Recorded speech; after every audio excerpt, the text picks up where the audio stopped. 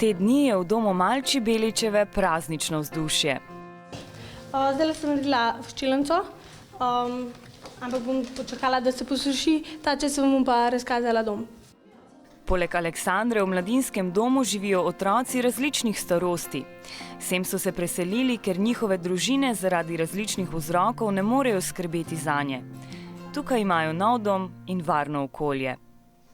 Imamo WC kopalnico, v enem nadstropju so 3 sobe, tukaj spravljamo različne stvari in to je moja soba. V domu živi 60 otrok, razdeljeni so v 6 družin po 10 članov.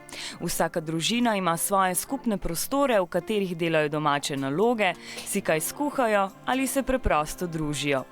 Med njimi se stkejo močne vezi. Laura je tako zelo zanimiva punca. Če se recimo skregava, je ona tako, naslednji 2 minuti se pač kregava in potem pride, si te imam rada in mi da ljubčka. To je ta njena teorija prijateljstva. S prijatelji pečejo tudi piškote, se podijo po snegu ali igrajo košarko v telovadnici. Poleg zabave pa imajo tudi dolžnosti. Dežurni ima za pospraviti zvečer pa zjutraj. Naprimer, pospravljamo dnevni, kopalnico, WC, kuhinjo.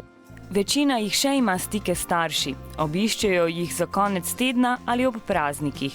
Nekateri med prazniki ostanejo tudi v domu. Aleksandra bo sicer praznike preživela doma, a v dom Malči Beličeve se bo z veseljem vrnila.